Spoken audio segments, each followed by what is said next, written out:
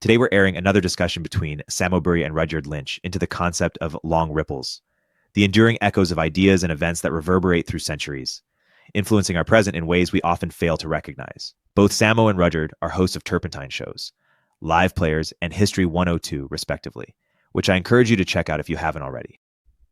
This episode is a roller coaster ride through time, technology, and human nature, forcing us to reconsider our place in the grand sweep of history.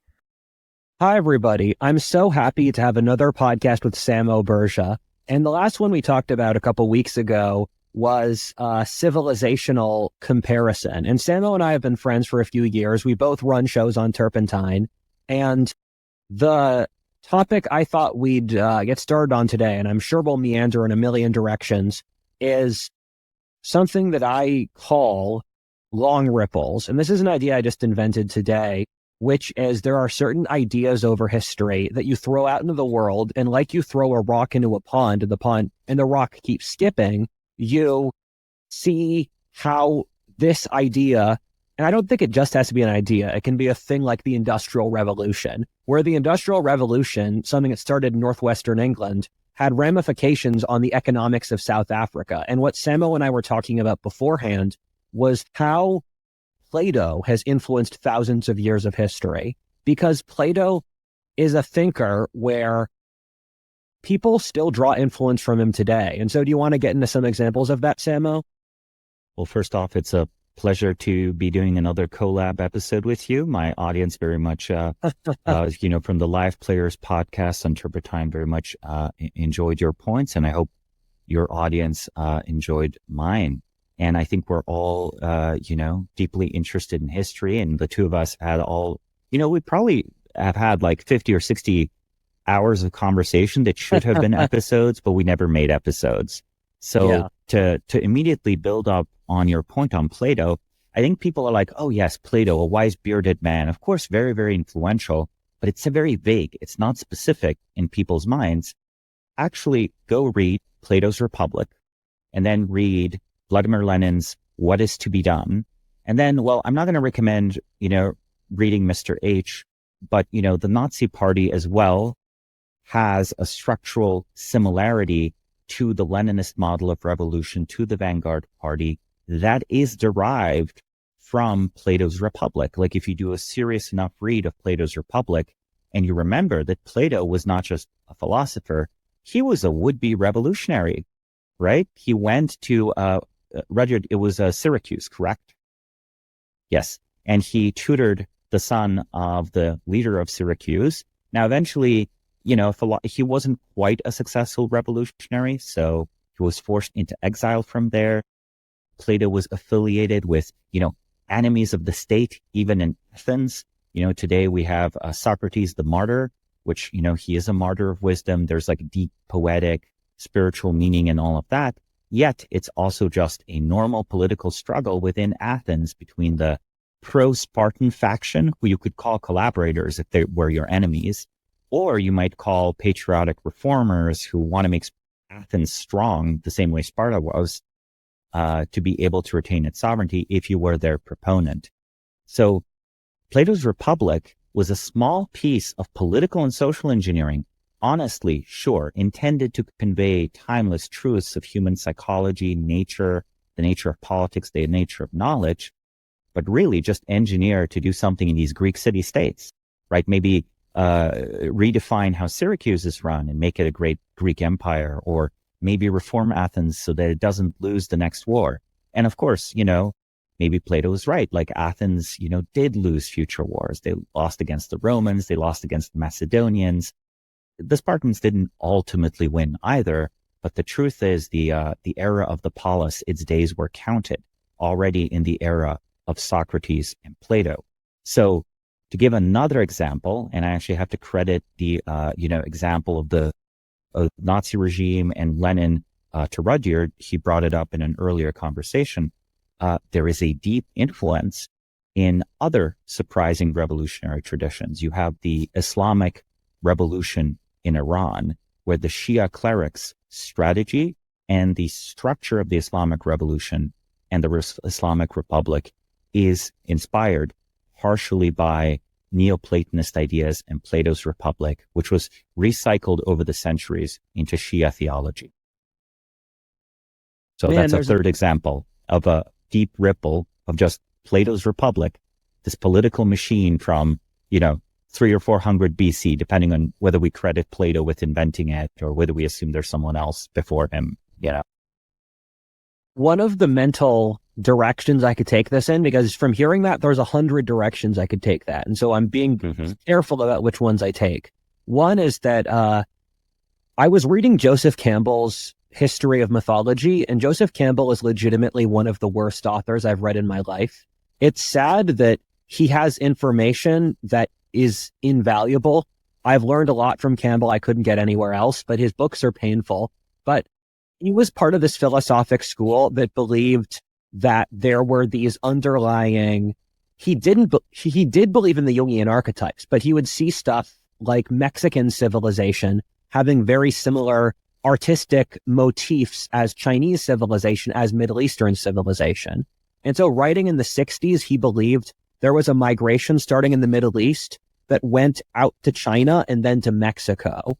And that's one of those things that I could see being plausible, but in retrospect, I don't think it was. I think the explanation for something like that would be that there's these underlying psychological archetypes, because you notice too many convergent structures in human mythology and art and that stuff, that having the Vikings affect the Polynesians is just ridiculous. And so when I was thinking about this debate, and it loops back to Plato with the archetypes, the question you run into is, with all of these merging ideas crashing together and ripping apart and remerging, how much of it's convergent evolution and how much of it is independent? Because I consistently find societies repeat the same mythological and philosophic schools in different places, where one of the weirdest historic events no one knows about is that the Islamic world had its own fall of Rome in the 9th century.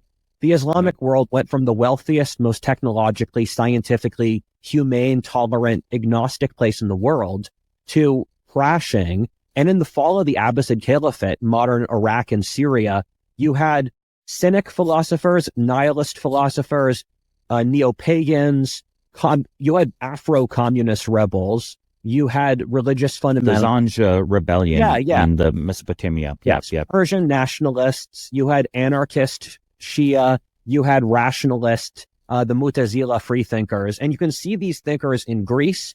I call it Greece's junta phase. There was a phase in Greece for 200 years when Greece acted like Colombia, where just these constant military juntas attacking each other. In that phase... I mean, here's a fun take. Latin America isn't its own civilization. It is just the Mediterranean civilization on a new continent. Yes. You invented that idea. I've been playing with it for years. I think it's a good idea where, the Universal Empire that in Carol Quigley. So Spain is the Universal Empire to Latin Mediterranean civilization. And in the Universal Empire, you see consolidation, breakdown in creativity, social ossification. I think the Ottomans are closer to the Spanish than anyone realized. The Spanish are equidistant culturally between the Ottomans and the French.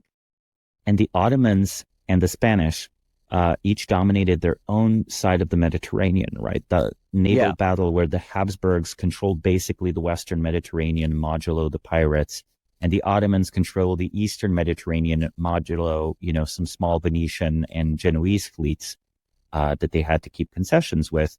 But it was really a battle as to whether the Mediterranean would be unified. And the Ottoman defeat was significant enough that the Ottomans did not dominate the Mediterranean.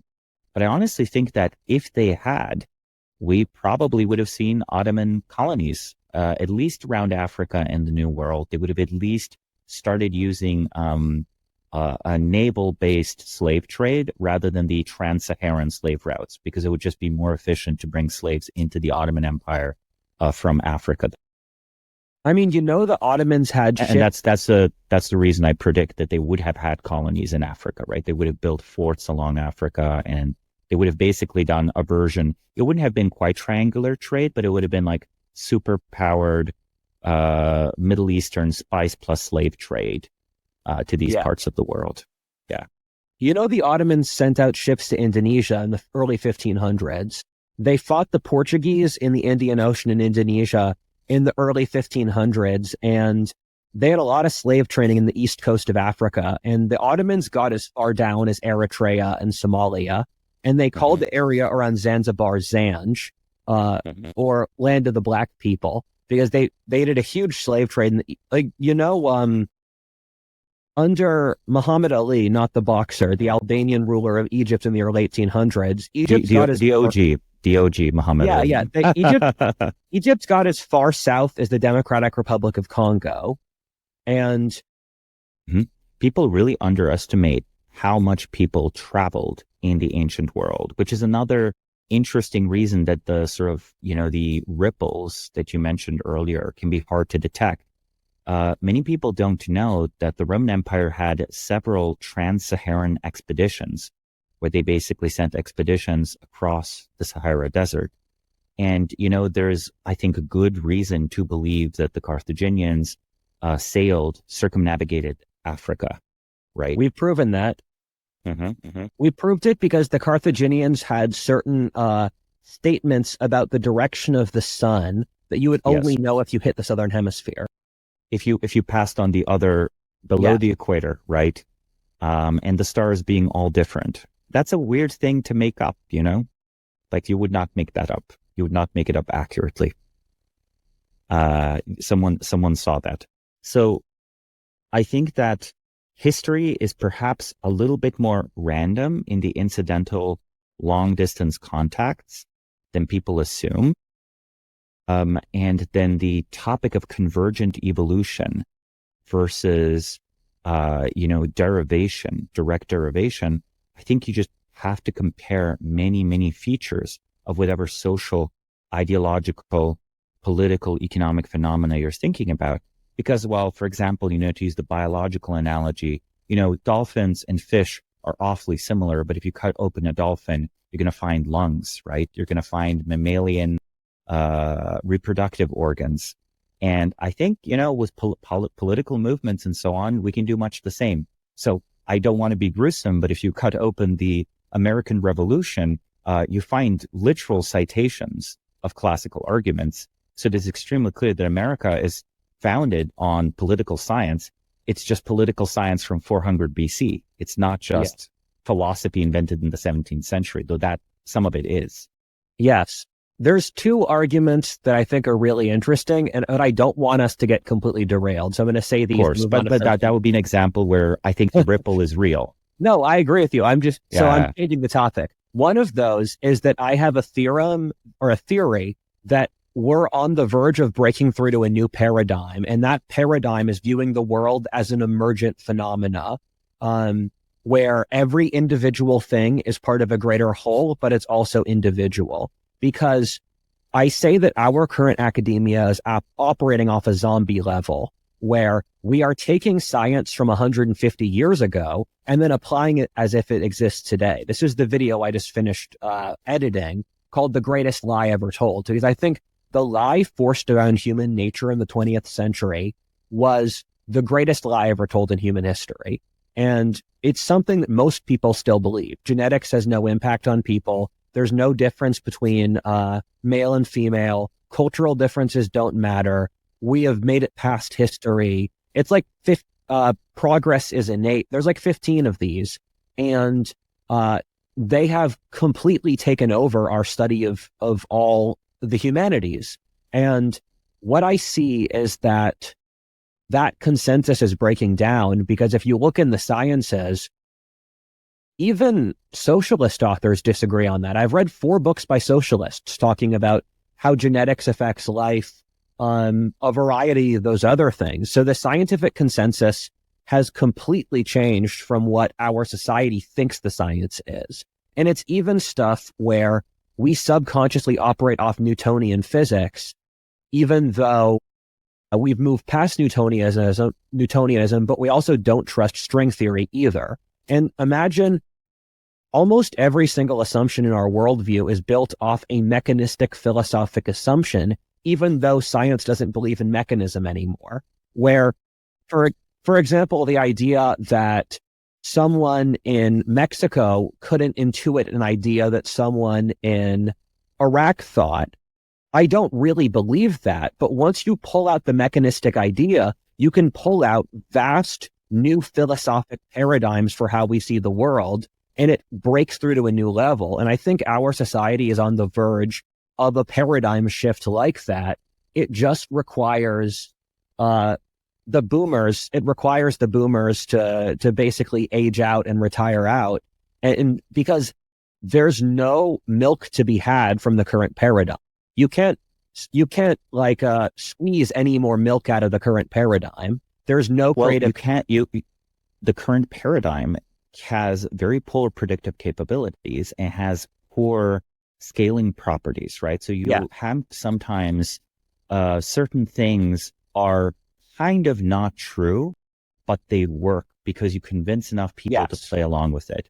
For example, I'm sure some of the audience is, predisposed to be favorable to Christianity, but as a historian and as a sociologist, I'm going to point out, not every Christian is your brother and sister. And then, of course, the person will say, oh, but this is like theological and they are brothers and sisters in Christ. I'm like, yes, but sociologically, for a little bit, when you introduce this to a society that's like super fragmented and tribal, people will take you literally.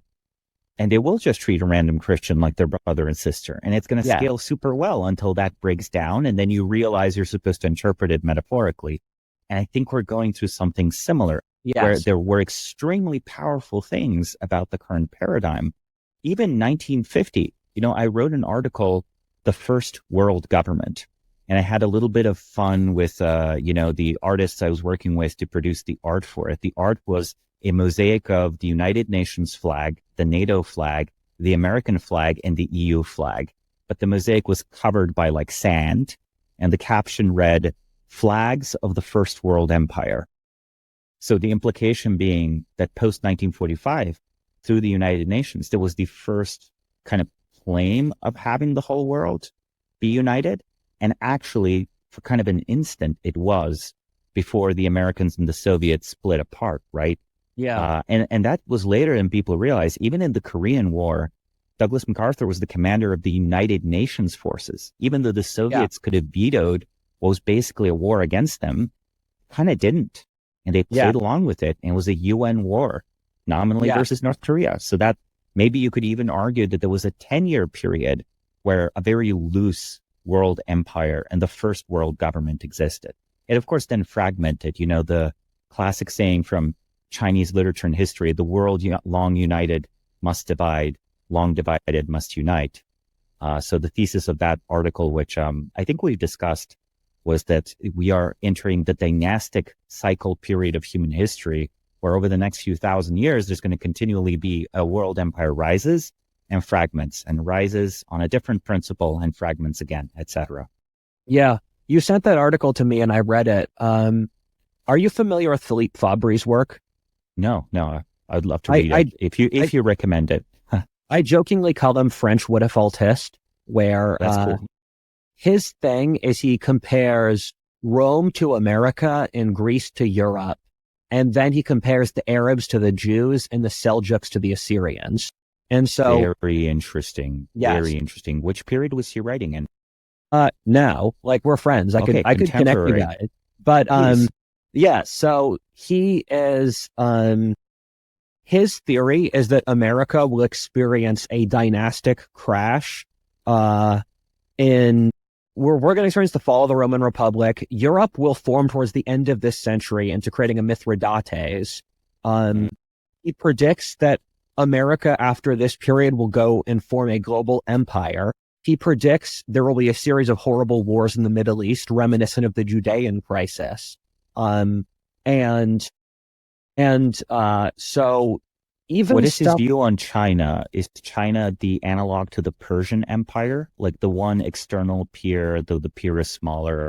He has multiple things going on. So he has one for the Greeks versus the Romans, and another one for national formation, where he has a nation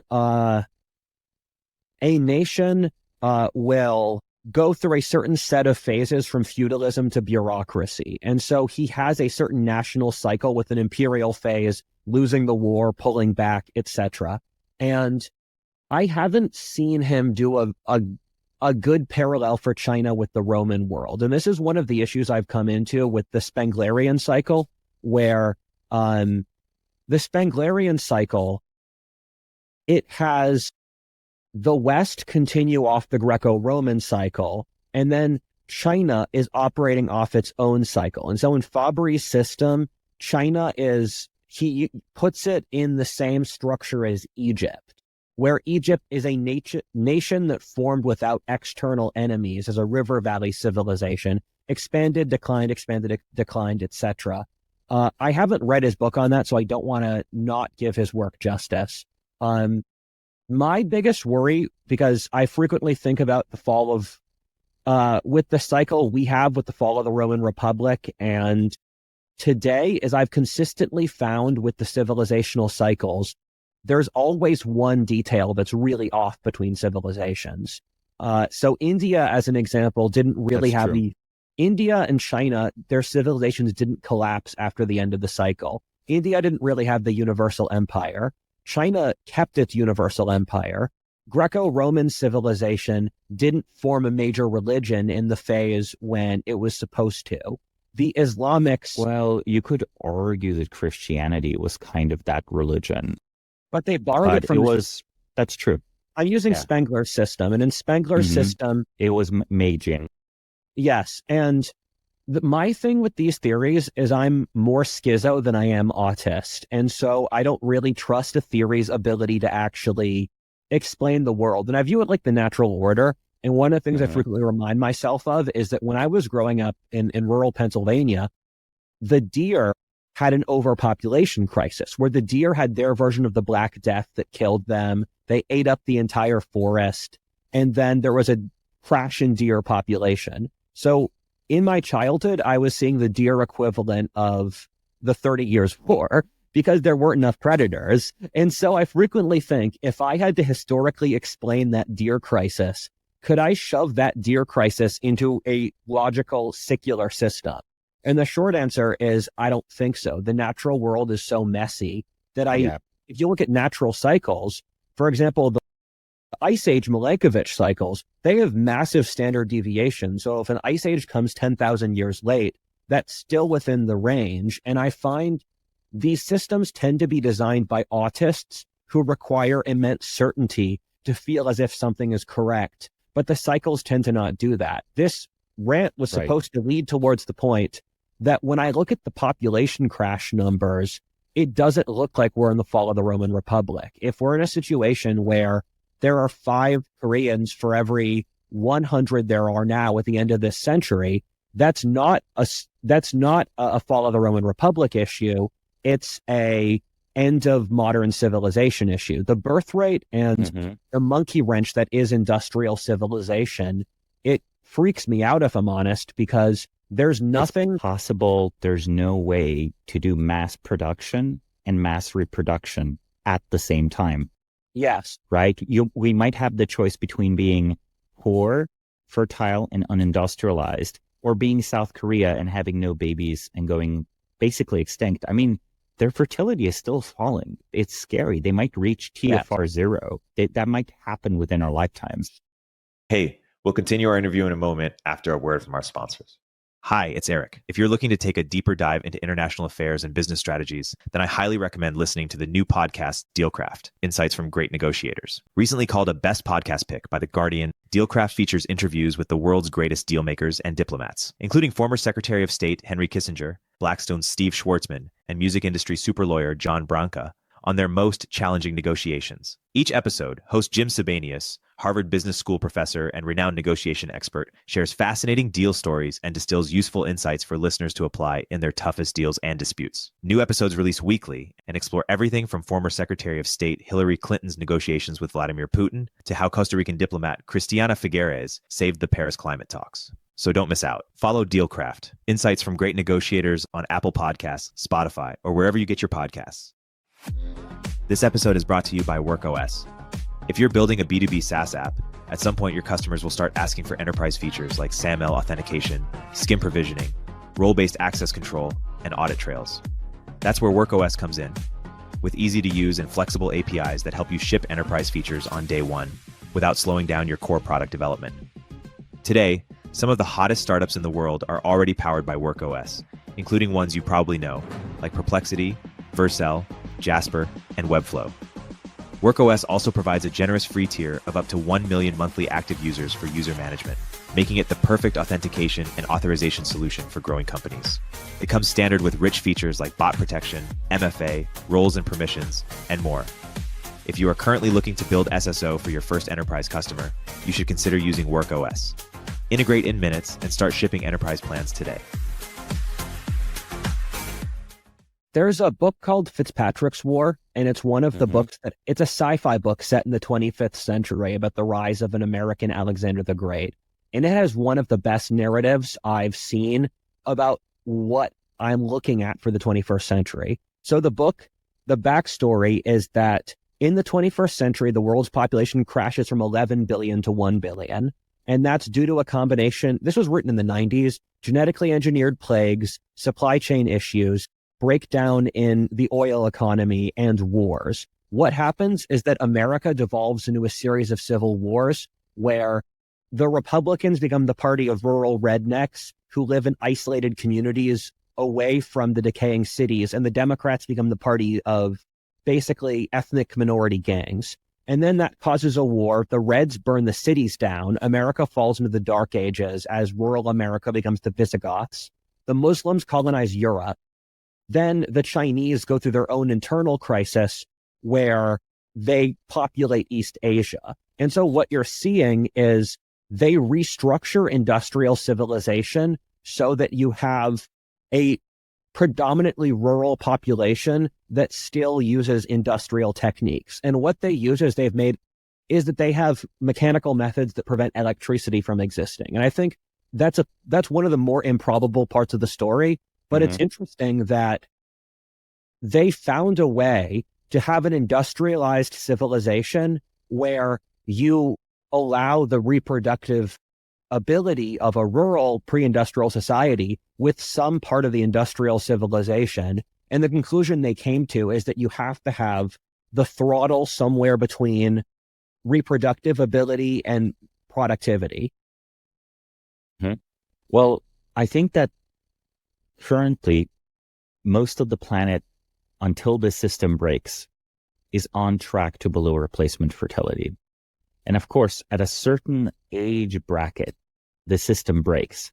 I do not believe artificial intelligence will actually displace all jobs in the next 10 years.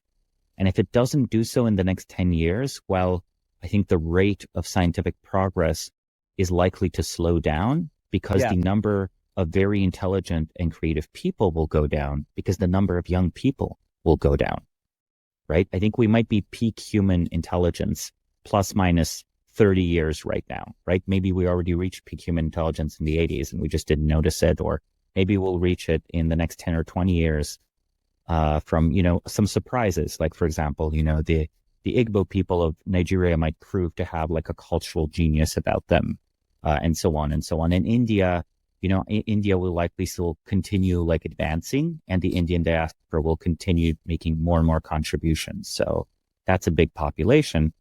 But other than, those populations, India's already below replacement. So India's not going to be producing more and more smart people for 70 years. They're going to be maybe producing them for another 20, and then it goes down. Yes.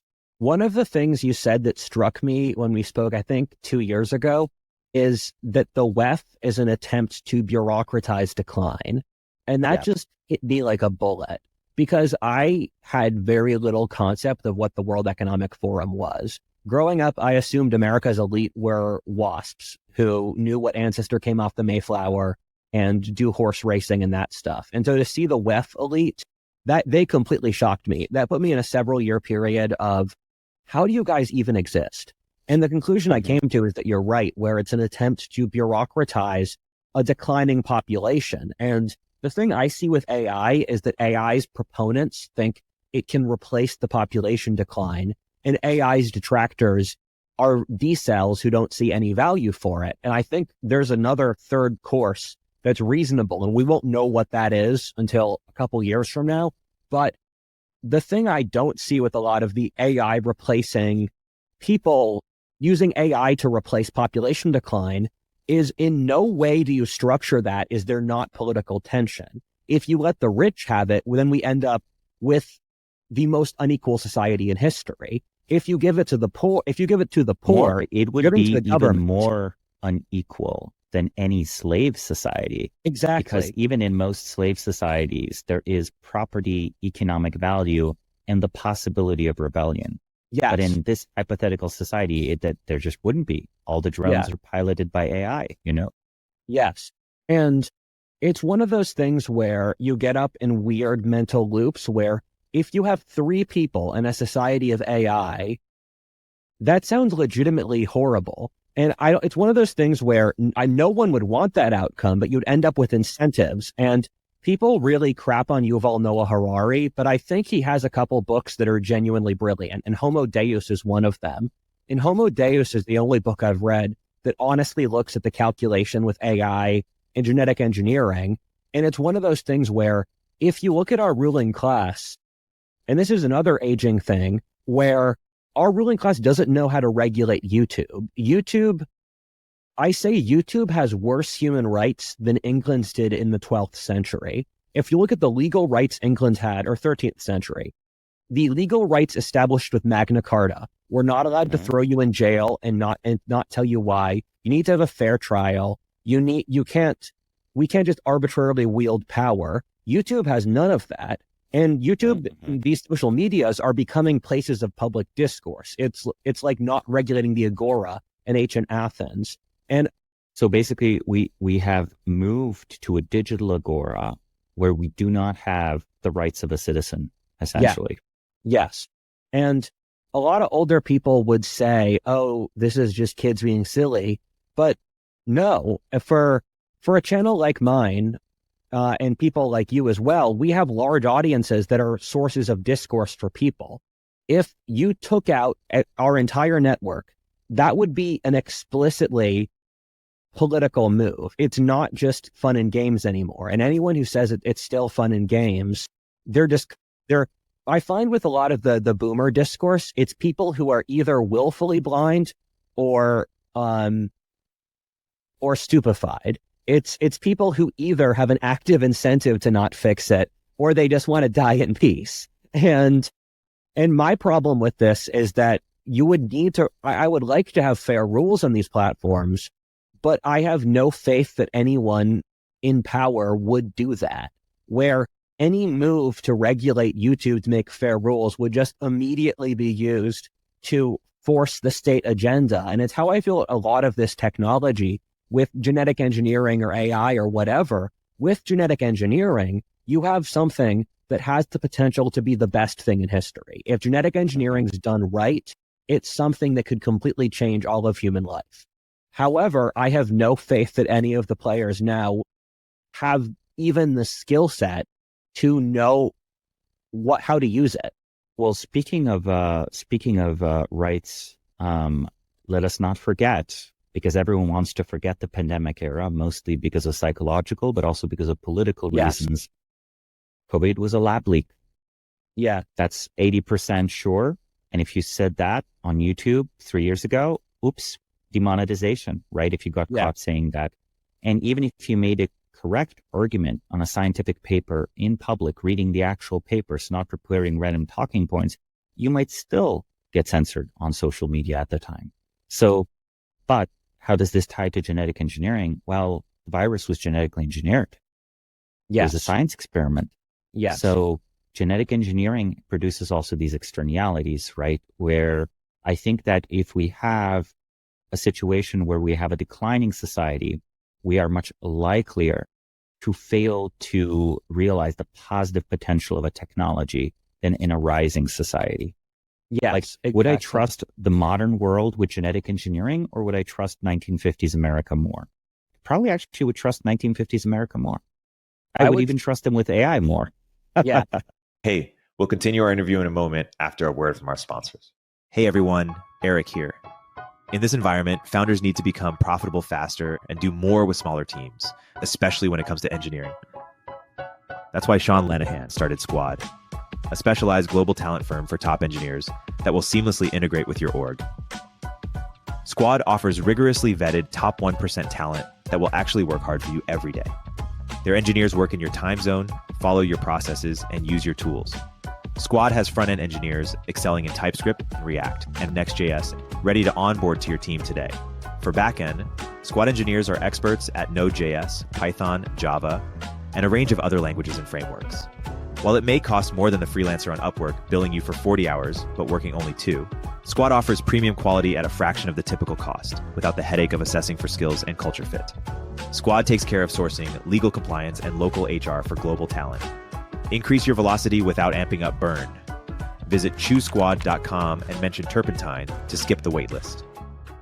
This is a brief tangent, but I've read a lot of 19th century primary sources, and the thing our age of history says about them is ridiculous. We say that we take this visualization of these completely repressed, uptight Victorian nobility, and if you actually look at that time period, the characterization that it was completely racist is silly. There are lots of people in the 19th century who are vociferously anti-racist that we forget. Most academics had relatively enlightened views back then. On top of that, people through the 19th century was very emotionally repressed.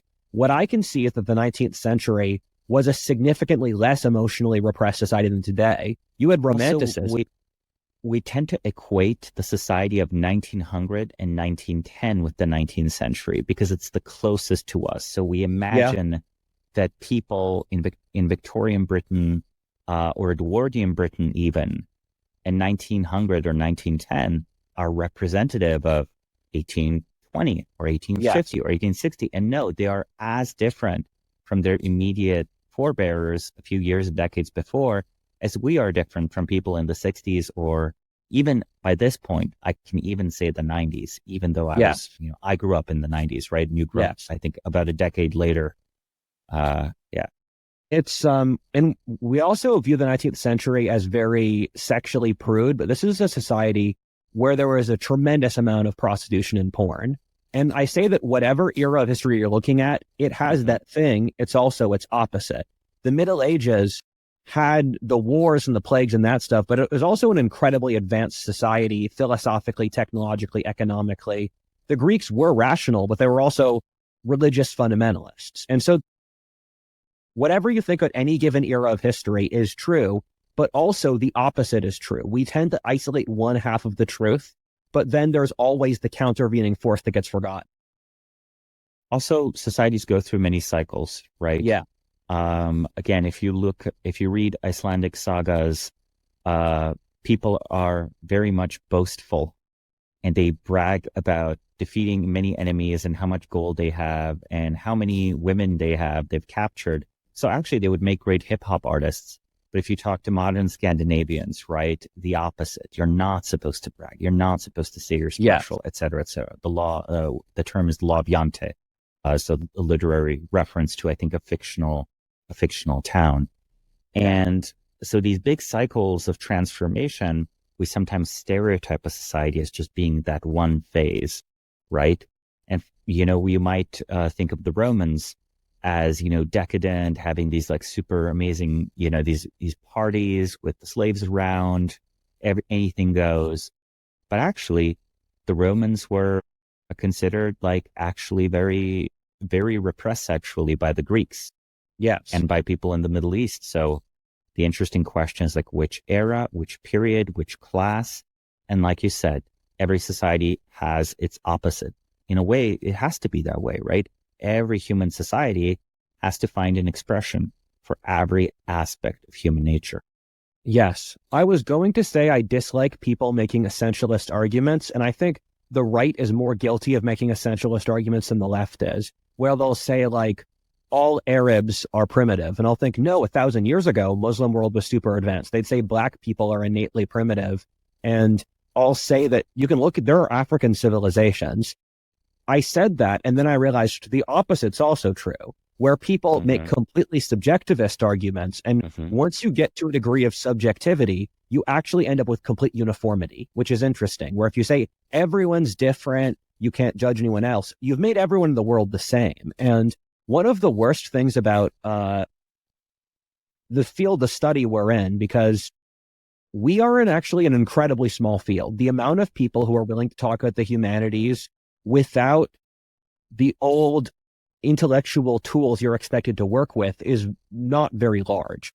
And the worst thing about this field is that you're mostly dealing with people who have a very strong axe to grind, and it's difficult to have discourse because the discourse is so consumed by people trying to shove it into a box. So you spend all your time talking about why the box doesn't fit rather than talking about what it actually is. So if we're talking about colonial America, we have to talk about all of the political current ramifications of colonial America rather than talking about the things that actually mattered to it, like the Albion Seed stuff or how its relationship with Britain was. And it's just frankly annoying that every single topic has to be referenced for how it relates to today. And it's actually one of the drivers of intellectual decay, because every single time there's a big social or political crisis, be it the COVID pandemic, be it the BLM protests and riots, be it the war on terror, and the, sudden, let's put it this way. The war on terror made the left more favorable to Islam. Like, that's the funny part, right? Because they were, it's sort of this like, oh, it's so terrible how this terrorist attack will now result in Islamophobia. It's like it's not a joke to say. Would have sounded like a joke in 1999. It did not sound like a joke in 2002. It was just said, right? So there's an interesting way that, but to not get lost in that tangent, in the last 20 years, we have seen a rapid rewriting of history. Every time you have this crisis, there's demand for a book. There's demand for articles. And then very briefly, a public intellectual of pretty much random quality. They might be a complete plagiarist idiot, as we've actually seen. I'm not going to name names. Or they might be actually pretty insightful and smart. Either way, they're picked up and everyone's concept of history is just rewritten. Yes. And if you raise alternate views, this is like decried in academia as obsolete or even like morally bad, et cetera, et cetera. And as a result, a lot of the education is a slow process. If you think about it, we learn so many things from families and so on. We have discarded a lot of this very difficult to build cultural capital of knowledge, general human knowledge, right? History has been replaced with like pop knowledge.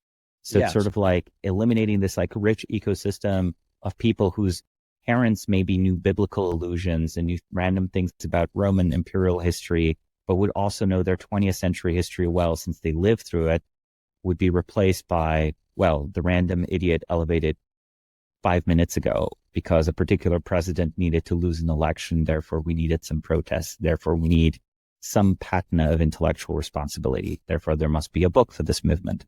Exactly. Right. One of the intellectual rabbit holes I really got stuck down was the attempt to mentally categorize the anthropology of Americans. So I really was stuck on a couple of years trying to figure out what percent of America is English, what percent's German, where are African Americans from. I have the results if you're interested, but it was so hard to research. And it's one of those things, this should be the easiest thing in the world. This should be something you go on a website, people have compiled the genetics, the census results, the last name analysis. I had to pull all of that data independently. There were no books written on this topic. There were only books adjacent to it. And I'm just thinking to myself, why is the ethnicity of America a politically controversial topic? Why is knowing that Iowa is 45% ethnically German? That should just be completely politically tame. And it's because it's not adjacent to a useful issue. It is politically taboo because it's not something that's useful. And that's even worse than a system. There are systems that exclude everything that they don't like. And then there are systems that exclude everything that's not useful to them. And there's a big difference between that. And one of those systems actively destroys general knowledge, Yes. and the other one merely compromises general knowledge. Exactly. And active destruction, that is like an example of the destruction of local traditions of knowledge. Yeah. And over time, this can go very far. This can even break down understanding of physical sciences. Yes. So we might eventually reach that point. In some ways, perhaps we already have, right? I personally think that, for example, we would have a far better understanding of weather systems had in the 20th century we not adopted environmentalist ideology. Why? Because there would be more uses of weather control technology, which means that we would not just be gathering data on weather and climate, we would be running experiments on weather and climate. So, in an alternate timeline where environmentalism does not become a major ideology, I think we would have a better understanding of our climate situation, actually. Yes. Yes, exactly. And one of the things I've consistently found is that the leftist takeover of academia was the worst thing that ever happened to anthropology, because I'm really interested in studying macrocultural differences. And if you want to get a book on Chinese versus Indian versus Western culture, you have to read books from the 50s.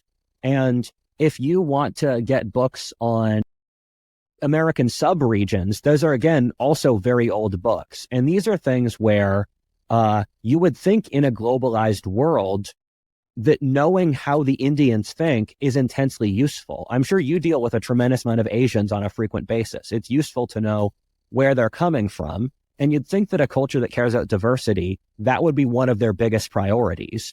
But no. In many ways, people are much less curious about China and Chinese civilization now than 10 years ago. Now, the general public knows more about Chinese history and civilization, but at an elite level of discourse, read articles about China today and read articles from the archives of the very same publications 10 years ago. 10 years ago, they're more nuanced. I'm not saying positive. I'm saying nuanced, complex. Have you noticed the South China Morning Post went from one of the best sources you could get stuff from to basically propaganda? Very fundamental transformation. Yes.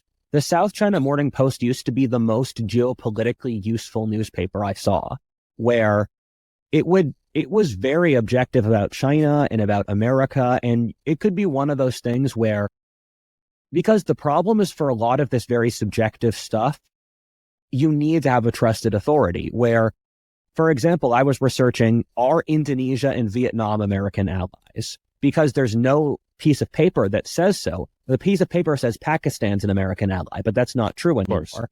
And it's one of those very subjective things where if there's a war, that fact very, very much matters, but it's difficult to get a source. And so something like the South China Morning Post, it used to be able to say Americans in Vietnam, American government in Vietnam, the American official was visiting the Vietnamese prime minister. That's a very good sign of good relations.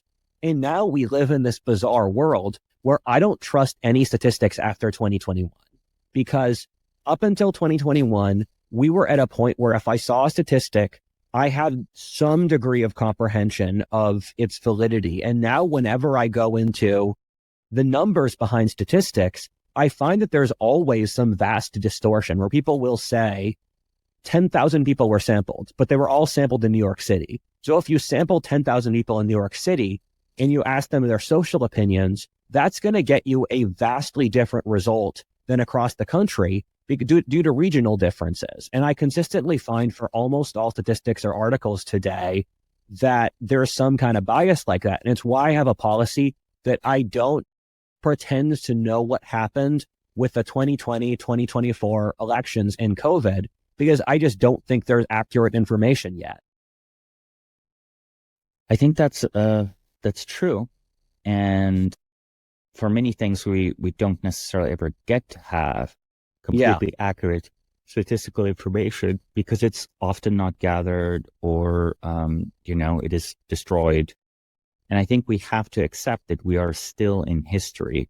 We do not actually live in a perfectly documented era. Because even though the cost of the storage of information has fallen, the intent to store information is also weakened, and the desire and capability to censor and destroy information has strengthened. Yes. It is remarkable to see what people can deny about the past. And so it makes you question, first of all, what are people's ability to have motivated reasoning? And secondly, what do or don't we know about the past? And what I look at is what decisions, what's the degree of information you have, and what decisions did the people involved make? Because I look at the choices. An example that I would raise is the moon landings. Yes. Right? People will consider them fake. And well, I know of a superpower that would have had a great interest in revealing to the world that this was a hoax. And, if this superpower didn't have access to space or could not land its own probes on the moon or get a signal back from the moon, then maybe I could imagine the Americans fooling it. But that wasn't the Soviet Union. The Soviet Union landed dozens of probes on the moon. It landed rovers on the moon before American astronauts ever walked. We now tend to think of like rovers as like little robots you put on Mars. Well, the Soviets were putting little robots on the moon and little robots on Venus as well, though those ones weren't wheeled at this exact time period. So they would have been very much capable of investigating a lunar landing site, even if they couldn't track exactly what's happening during the landing. If they thought there was a chance in hell that this was fake, they would have literally landed probes next to the Apollo sites and taken video and be like, hey, there's no American flag here. Yes.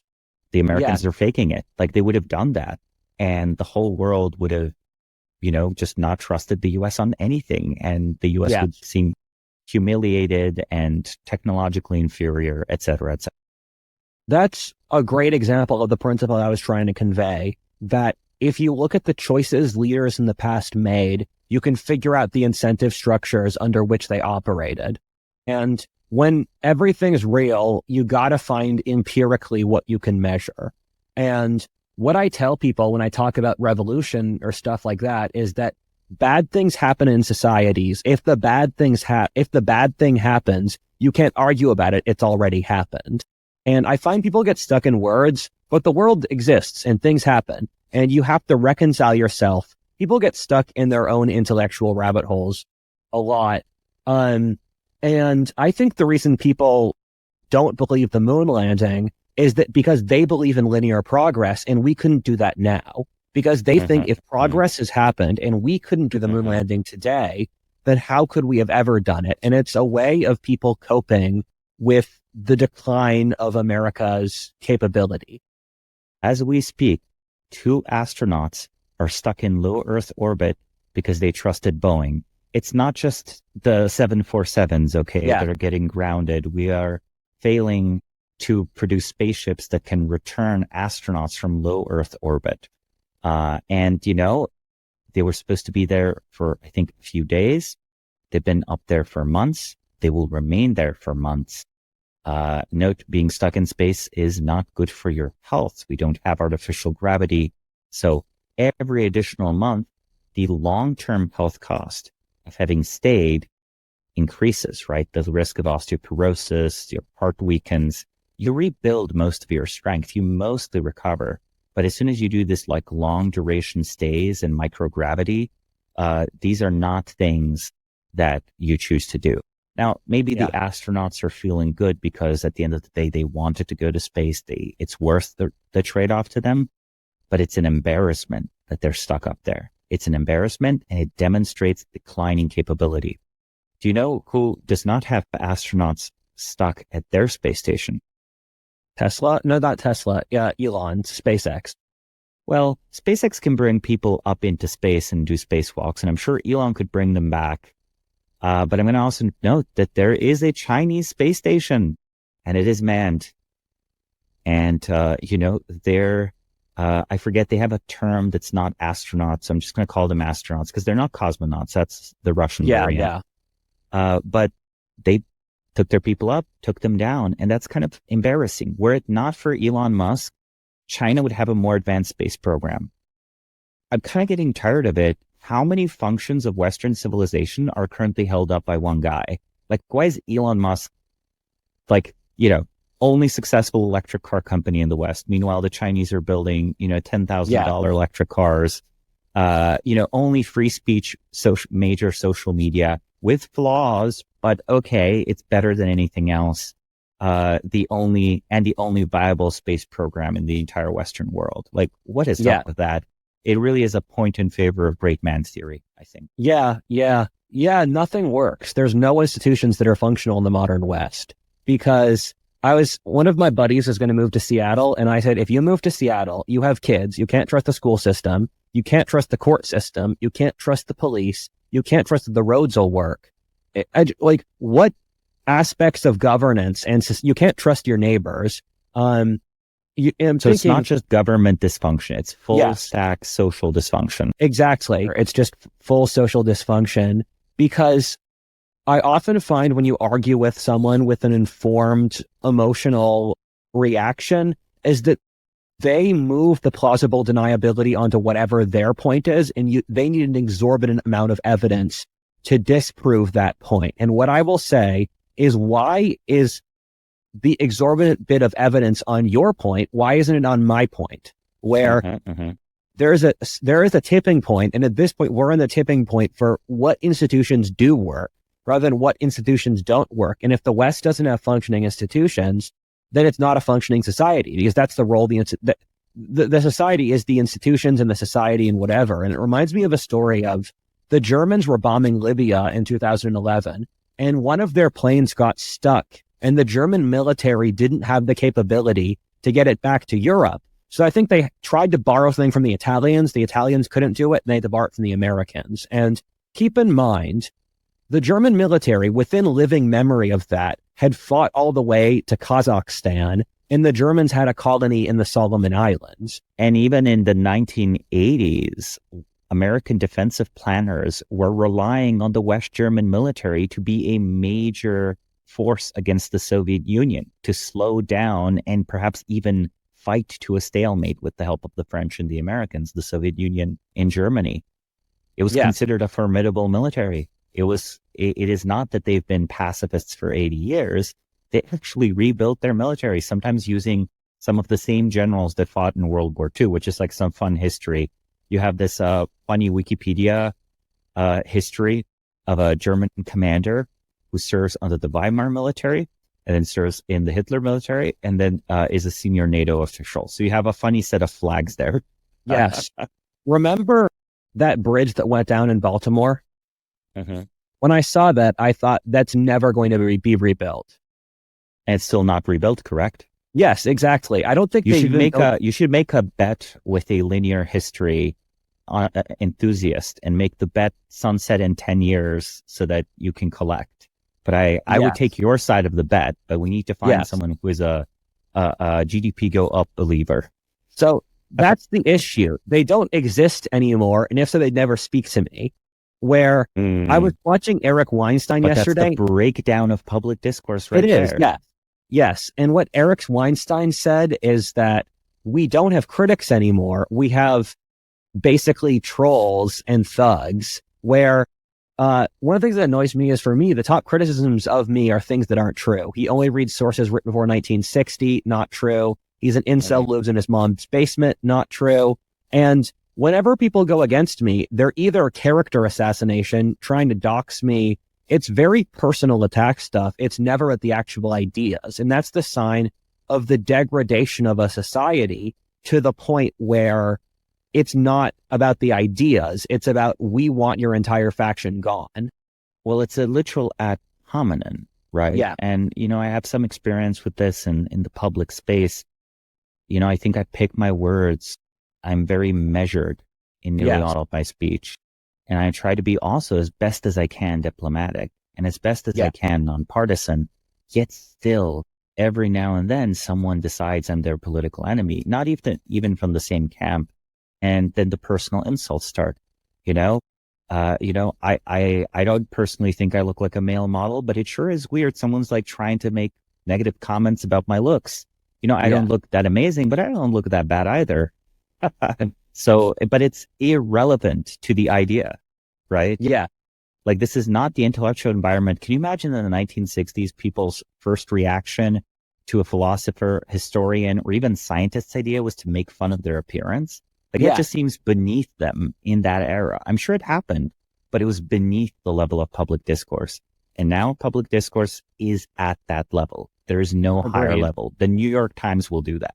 The New York Times will do that to people. So there's nothing, all of this, lost social tech, Yes. lost I culture. I wonder for those who appeal to the institutions, what are they even looking at? Like, what could you, there's this whole demographic of people who still thinks we're in the 1950s. And there's a certain demographic of people as well. And I'm consistently shocked how large it is who don't think quality of life has declined since the 70s.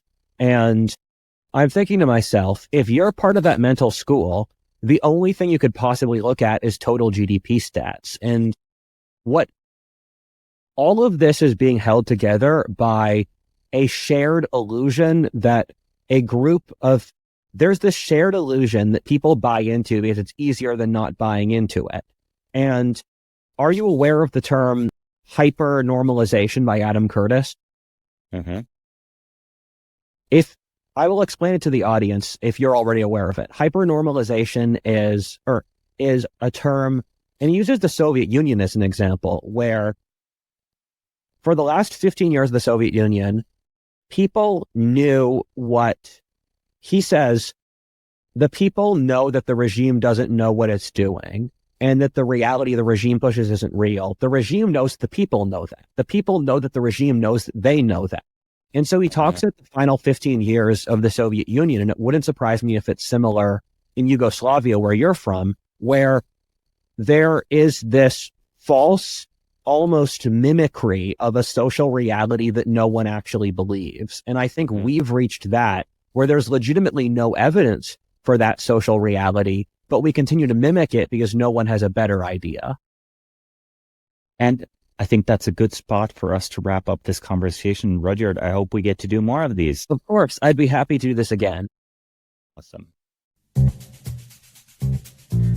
Hey everyone, Eric here. At Turpentine, we're building the first media outlet for tech people by tech people. We're the network behind the show you're listening to right now. We have a slate of hit shows across a range of topics and industries, from our AI and investing cluster of podcasts to shows that drive the conversation in tech with the most interesting thinkers, founders, investors, and influencers, like Econ 102 with Noah Smith. We're launching new shows every week, and we're looking for industry-leading sponsors. If you think that might be you and your company, email me at ericaturpentine.co. That's ERIK at turpentine.co, and let's partner together.